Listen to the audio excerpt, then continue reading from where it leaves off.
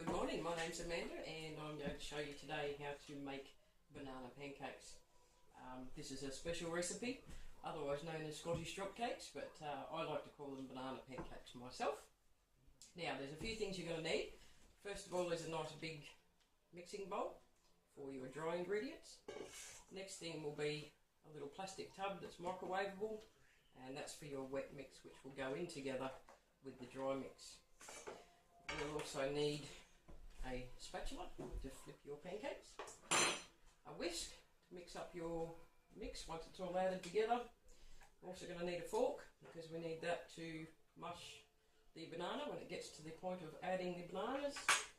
We need a nice big spoon to scoop the mixture into the sort of fry pan when we're ready. As for the ingredients, what we're going to need is some milk, around about half a cup of milk. Now we're going to make just one mixture today, so this will feed 2 people. So we need some milk, we need some white sugar, we need some self-raising flour, we need some salt, we need just a little knob of butter, 2 eggs, nice fresh free-range eggs, and we need a nice big banana. It is better if you can get them so that they are a little bit ripe already. If they are green, they won't mix nicely into the mix. So if you can get one that's a little bit old and ripe already, that's fantastic. Okay, now first things first, what we do is we look at our dry ingredients. So grab your nice big bowl, grab yourself a measuring cup also, which I did initially forget. This is the problem, you have to find one.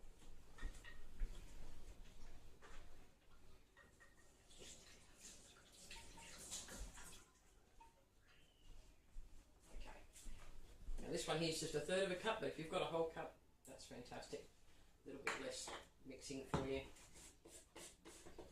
So what we do is you grab your self-raising flour, and we want 1 cup of self-raising flour. Obviously, because I'm using a third of a cup, I'm going to use 3 third cups to make up 1.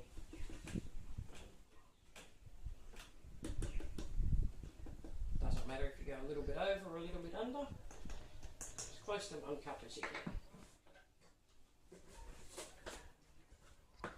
Now, need some salt as well, that just goes straight into the bowl.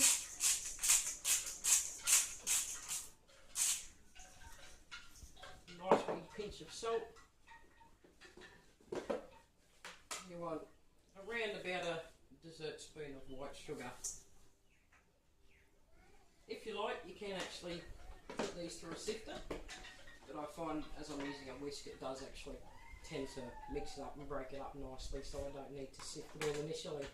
Now that is actually just your dry mix. So one cup of flour, good pinch of salt, and a good spoonful of white sugar.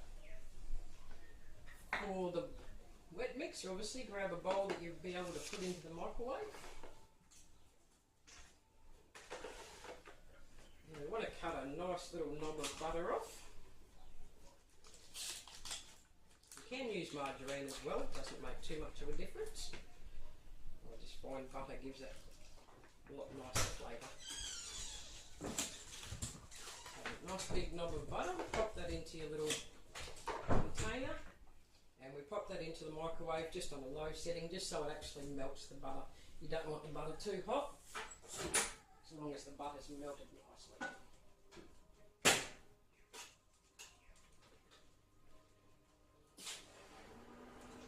Pop that on for a couple of minutes.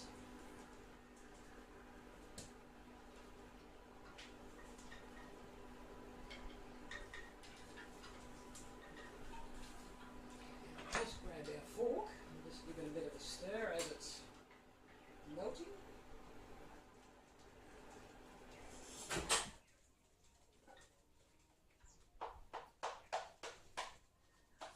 And just break it up a little bit, makes it melt a little bit quicker.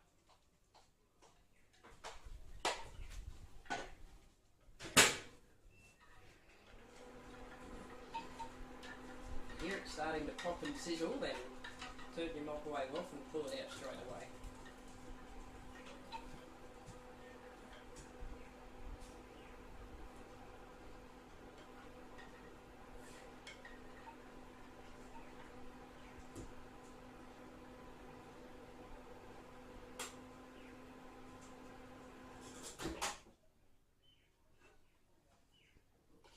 Again, we're just giving a bit of a stir. Because we don't want it too hot, don't leave it in for too long. Better off to get it so it's not quite melted. And then just give it a stir. And melt up all those little bits.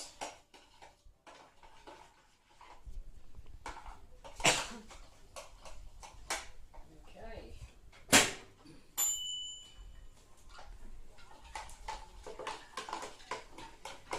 See there, it's nice and melted without being too hot, just enough to be melted nicely.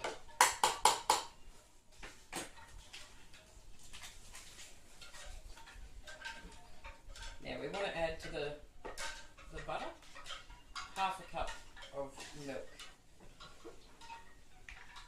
Now the reason I add the milk at this point rather than the eggs is that if you have your eggs put straight into your butter, you can actually cook the egg.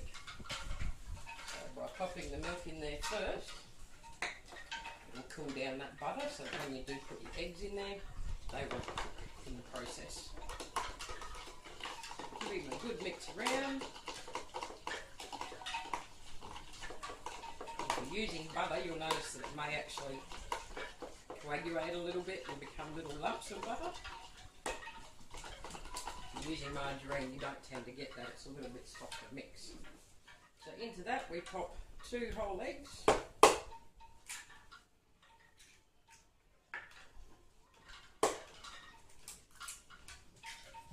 sure you don't get the shells in there because it's not very nice if you get a crunch while you're eating your pancakes. And again with your fork, just smash up the yolks, mix it through the mixture.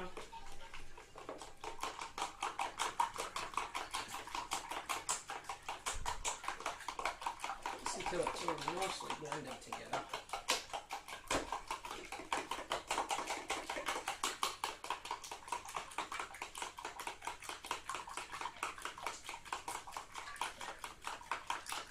You can also use a whisk for this section, but I find with a fork it gives it a nice aeration as well. You can see some little air bubbles starts to form on top, so that means you've got a really nice wet mixture happening there.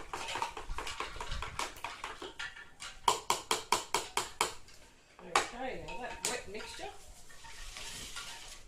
bring your dry mixture over. If you just make a little bit of a well in the middle there, spread it out a little bit, pour in probably 3/4 of your mixture, and give it a good mix around. If you use a whisk at this point, you'll notice that it does aerate really nicely. So when we're cooking them, you should notice them, they'll rise really nicely.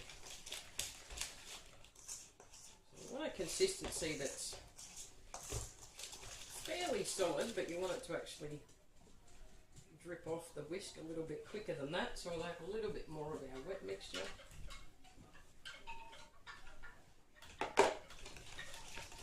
Then just make sure it's all nicely mixed through.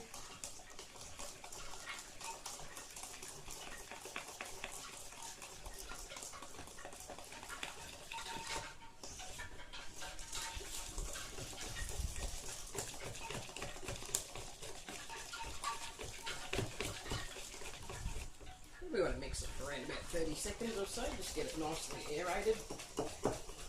And again, once we cook that, the self-raising fire, once it's in the pan and this is mixed really nicely, that should rise really nice. Now that's about the consistency we want. We want it to drip off the whisk.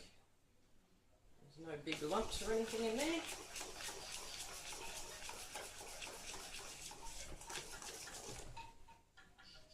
Lovely.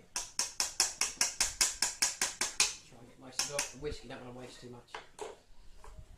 Okay, so that's your basic mixture. If you don't like banana, you can put just about anything you like in it, but that's your basic mixture, that's your plain pancake. So once we're going to add the banana now,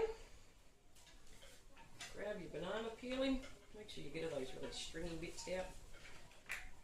Nothing worse than getting a stringy bit in your pancake when you go to eat it. And with your fork, I use the same container I use for my wet mix.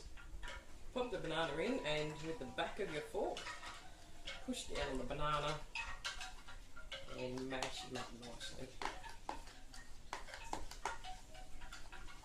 You can mash it so it's really, really sloppy, or you can mash it and leave some little chunks in there, so when you bite your pancake, you might get a little chunk of banana all in one hit, and that's quite nice. So whatever you desire, either do it nice and mushy, or leave some little lumps in there so you get that when you bite in. The good thing about doing it in this container as well is if you have any of your little wet mixture left, and there's any butter still on the side there, you'll get it mixed through and into your bananas as well. So that just pops straight into the wet mixture. I've made this one fairly sloppy and runny. And again, just grab your whisk. You don't need to mix it too much with this, but just make sure you get a bit of banana all through the mixture itself.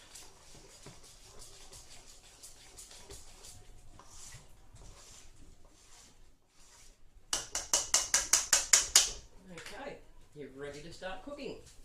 So what we do is we grab our big spoon, just get around the edges and the sides of your mixture there and make sure you've got it all nicely in there and get all your edges down, and you pop on over to your fry pan.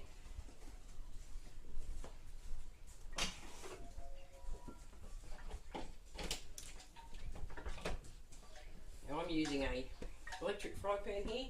I've got to put it on a fairly high heat. This one goes up to 8, and I'm actually going to put it on 8, so get it nice and hot. Now I like to use coconut oil myself. It's a little bit healthier for you than a lot of the oils you can buy, so just a little spray oil in the bottom. Because you've got butter in the mixture, it's usually they don't stick too badly, but I do like to just pop a little bit of oil in there and stop that from happening. You might see with your mixture now, this is starting to get little bubbles in it, and that means that the self-raising flour is starting to come through. It's all nicely aerated, the bubbles are coming up, so that should rise really nicely in the pan. Now I'll just do a couple of little ones, and again this mixture normally feeds two to three people depending on how many pancakes they like to eat. So just put a nice big spoonful. You can make them as big or small as you like. Take up the whole fry pan if you like, but do remember you do have to turn them, so you don't want to make them too big that you're not going to be able to turn them properly. Make sure you get some banana in each one as well. Hopefully you've mixed it enough to have that banana come through in each of the spoonfuls that you pop in there.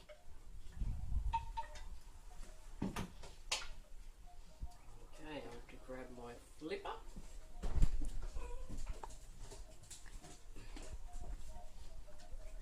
Now whilst they're cooking, we only want to flip them actually once, so keep an eye on them, let them cook for probably a fair while, at least a couple of minutes. Wait until you've actually got air bubbles coming up through the mixture, and usually you can see on the sides there, you'll see they'll start to actually cook from the outside, and you'll see that the outside's all nice and cooked.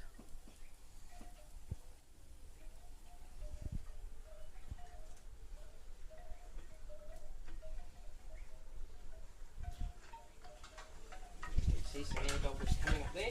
You don't have to use an electric fry pan, you can use fry pan just on your stove, you can use gas, whatever you like, as long as you've got the nice flat surface. It makes a really nice surface when you spin over. Now this one here is ready to turn, so as you can see it's got the air bubbles coming up, they're all bursting on the top there. The sides of it look like they're fairly cooked. So just flip him over, and if if you watch carefully, because of the self-raising flour, you'll actually see that pancake rise up as the heat goes through it. And the rest are coming ready as well.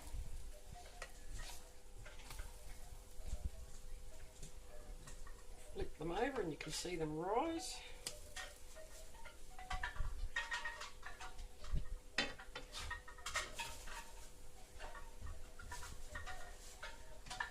And then I just like to go through and just check underneath. Now this one's actually done already, so we can turn it down a little bit. So what I'm going to do here is I'll just take one of these over and I'll just show you what it looks like now that he's all cooked.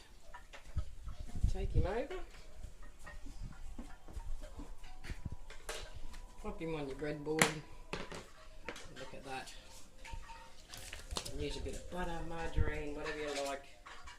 Bit of jam, bit of cream, golden syrup, honey, whatever you like. Or you can just have some plain old butter. Look at that. Beautifully cooked inside. Tastes fantastic. There you go. That's how you make banana pancakes.